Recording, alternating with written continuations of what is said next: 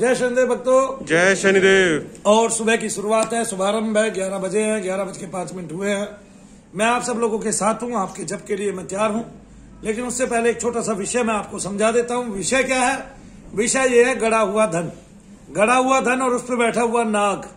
गड़ा हुआ धन, उस पर बैठा हुआ नाग बहुत सारे भक्तों को दिखाई देता है, उनकी दृष्टियां खुल जाती हैं। लेकिन ये क्या रहस्य है, इसके पीछे कोई समझ में नहीं आता। और इसके लिए घर पे घर खोद दिया जाता है, जमीनें खोद दी जाती है। और कभी भी जीवन में किसी के घर में आज तक धन नहीं निकला है।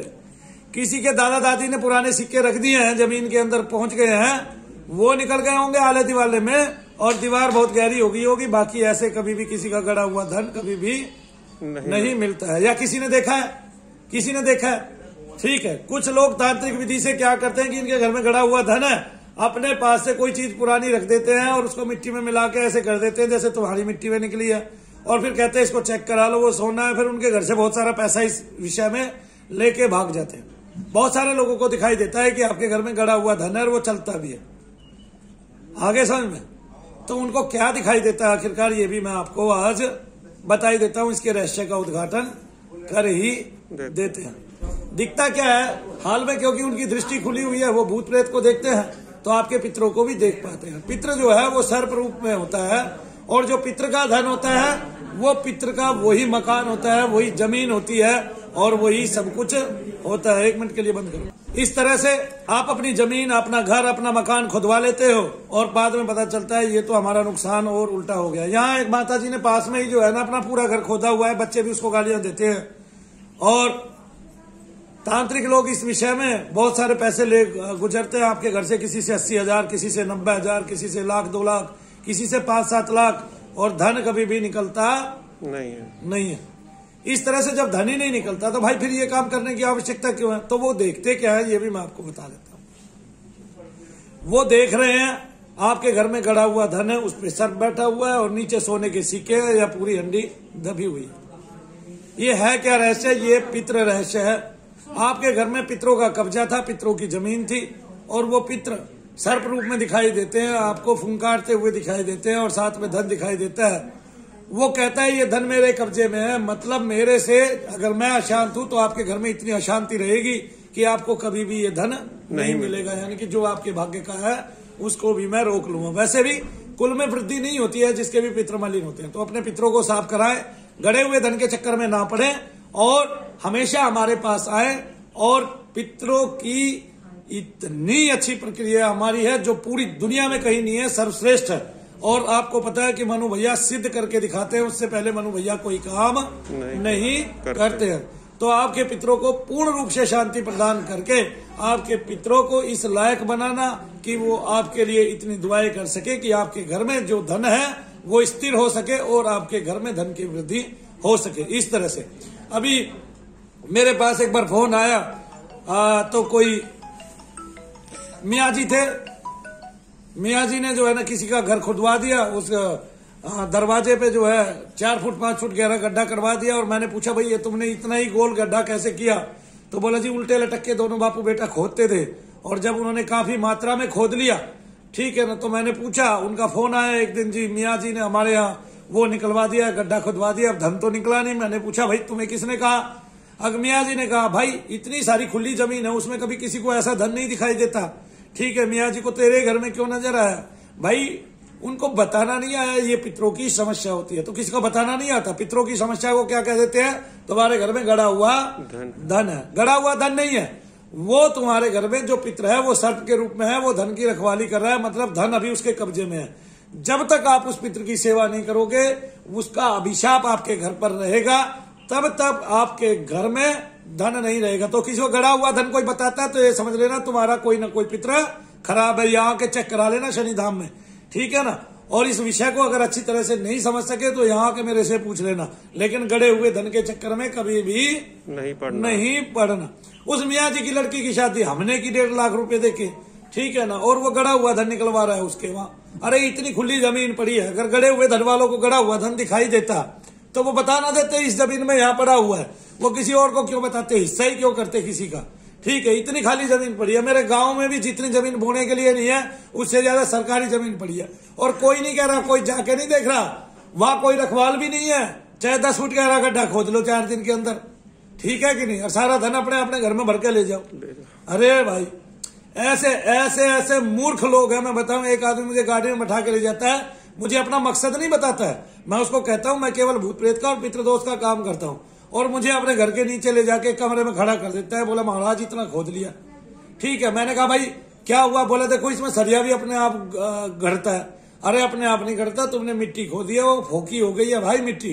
मैंने सरिया उठाया, सरिया पे पैर रखा, वो सरिया जमीन में इतना सा बाहर रह गया। मैंने कहा देख ले फोकी जमीन हो गई है, मिट्टी खोद खोद मिट्टी खोद खोद मिट्टी खोद खोद। मैंने मूर्ख आदमी, तूने बिल्डिंग के अंदर ही नीचे जो है ना वो कर दिया। ऊपर बिल्डिंग में लोग रह रहे हैं, बिल्डिंग के नीचे का उसका कमरा है, किसी ने कह दिया तेरे तो इसमें धन है, फिर बोले 1.5 फुट आगे सरक गया, पूरा कमरा ही खुदवा गिरा ससुरे का। बिना बुद्धि के जीवों को क्या कहते हैं, हमेशा जो है धन के लोभ में कहीं ना कहीं कुछ ना कुछ उल्टा सीधा करते ही रहते हैं। कोई कोई तो मिट्टी का ही धन बना देता है, ऐसे में मिट्टी का धन है ये आजकल। और तांत्रिक भी ऐसे है। मैं बताता हूँ, पीछे अखबार में एक खबर छपी थी, थोड़ा सा इधर आ पाइए, चेहरा देखने दीजिए मुझे लोगों का। अखबार में एक खबर छपी थी। अखबार में क्या खबर छपी थी कि एक बहुत बड़े हॉस्पिटल से आगे ना, एक बहुत बड़े हॉस्पिटल से एक माता थी और वो मुस्लिम थी, उसका बच्चा बीमार था और वो बाहर बैठ के रोने लग रही थी। बड़ा हॉस्पिटल था, वो अरबोपति आदमी थे, ठीक है, और कहीं यूपी के थे। तो पास में कोई लड़का बैठा हुआ था, वो शायद इसी बात की चाट में होते हैं। बोले क्या हुआ? बोले मेरा लड़का बीमार है, मरने को है। डॉक्टर ने जवाब दे दिया है, अपोलो हॉस्पिटल की बात बता रहा हूँ, अपोलो की। डॉक्टर ने जवाब दे दिया है और वो मेरा बेटा मरने को है। बोले कौन सी बड़ी बात? बोला मेरे गुरुजी है, उन्होंने कितने आदमी बचा लिए, मेरा बाप ऐसे मरता हुआ था। उसने अपने आने का कारण नहीं बताया। महिलाएं भूल जाती है कि ये आदमी यहाँ बैठा है तो क्यों बैठा है, अपने आने का कारण नहीं बताया। बोला मेरे गुरुजी है, ये करते हैं, ऐसे कर देंगे, तेरा बच्चा 2 दिन में जी जाएगा, किसी से कुछ लेते भी नहीं है, और बस केवल लेकिन आपकी पुकार सुने ना सुने ये बात अलग है। अब कहीं गए, वहां पहले ही गुरुजी किराए के मकान पे 3-4 लोग के साथ रहते थे। बोले ये गुरुजी हैं, गए भाई जटाधारी गुरुजी के पास। अब गुरुजी जो है उसके घर में आए और गुरुजी ने क्या किया, गुरुजी ने कहा भाई मैं आपकी बेटे को तो ठीक कर दूंगा, अब हमें तो बाहर कहीं कमरा दे दो। बोले घर के किसी बाहर वाले कोने में कमरा दे दिया, बड़ी कोठी थी शानदार उसकी। और गुरुजी ने कहा भाई किसी एक कमरे में ऊपर नीचे हंडियों में 4 हंडिया नीचे, 4 हंडिया ऊपर, नीचे वालों में सोने के आभूषण और ऊपर वाले में एक एक आभूषण रखना। अपने एक भी आभूषण अपने तन पर नहीं रखना है, सारे आभूषण। ऊपर वालों में चांदी के आभूषण रखो, हम यहाँ बाहर बैठ के पूजा करेंगे, हमारा आपके काम से मतलब नहीं। आप कौन से कमरे में रख रहे हो ये भी हमें पता नहीं, लेकिन चारों कोने खाली करके और उसमें कितनी, नीचे पीतल की हंडिया, ऊपर मिट्टी के मटके, मटकों में चांदी और नीचे पीतल वाली में सोने की चीजें। 2.5 से 3 करोड़ रुपए का सोना लेवा के रात रात में सारे बेहोश कर दिए, अपने आप कमरा मिल गया। आया समझ में? आया। अखबार का आधा पेज भरा हुआ था जनसत्ता का। तो ऐसे कच्चे लालच में आप कभी भी ना पड़ो। अगला क्या कहता है, उस माता ने ये नहीं पूछी बस जब तेरे गुरुजी ने सारे ठीक कर दिए तू यहाँ क्या कर रहा है, आ गया ना समझ में, लेकिन लुट बैठी। तो ये हमारा लुटना और उल्टी सीधी लोगों की बातें बताना कि आपके घर में गड़ा हुआ धन है, सर पर रखवाली कर रहा है, इधर सरक गया, उधर सरक गया, ये सरक गया, वो सरक गया, ये जो है ये झूठ की और व्यर्थ की बातें हैं। अगर कोई कहता है आपके घर में गड़ा हुआ धन है, ये तो सोच लो कि आपका पितृ क्या कहते हैं खराब है, लेकिन ये मत सोचो कि कोई धन है अलग से आ रहा है। और जिसको दिखाई दे रहा है उसको ये कहते हैं अपना घर खोद ले ससुरे, घर तो तेरा भी है, जमीन वहां भी है, ठीक है कि नहीं, उसको खोद के निकाल ले। हाँ, अब कोई हो हिंदू हो मुस्लिम हो इसी तैस में आए रहते हैं। बहुतों के घर खुदे पड़े हैं, मैं जानता हूं, ठीक है। 4-5 घर मैं देख चुका हूं अपनी आंखों से। 3 घर का तो मैं पक्का वो हूं चश्मदीद गवाह। एक में तो घर में गेट पे ही जो है ना 5 फुट गहरा गड्ढा खोद रखा था, छोटा सा गड्ढा बना रखा था बस, जिसमें आदमी केवल सीधा खड़ा हो सकता है यूं। आगे कैसे खोदा होगा ये देखो आप, आगे नाचंबित होता है। अरे मैंने कहा भाई कैसे खोदा? बोला जी उल्टे लटक लटक के खोदे। अरे ससुरे मरो थे, गर्दन ही नीचे गिर जाएगी तो क्या होगा, टूट जाएगी, ठीक है ना, तुमने इतना रिस्क लिया। अरे उसी से खिदवा लेते, कहते भाई सारा का सारा तू ही ले जा खोद के, खोद ले और ले जा, खुदवा भी हमारे से रहा है। अरे जब धन है तूने आधा लेना, कम से कम आधे के बदले खोद तो ले। नहीं भाई मेरे आए कोई धन खोदने वाला, ठीक है। ये गड़ा हुआ धन कभी किसी काम का नहीं होता, ये केवल आदमियों की जिंदगी रील जाता है और लोग जो है ना इसके एवज में आपसे बहुत सारा पैसा ऐंठ ले जाते हैं।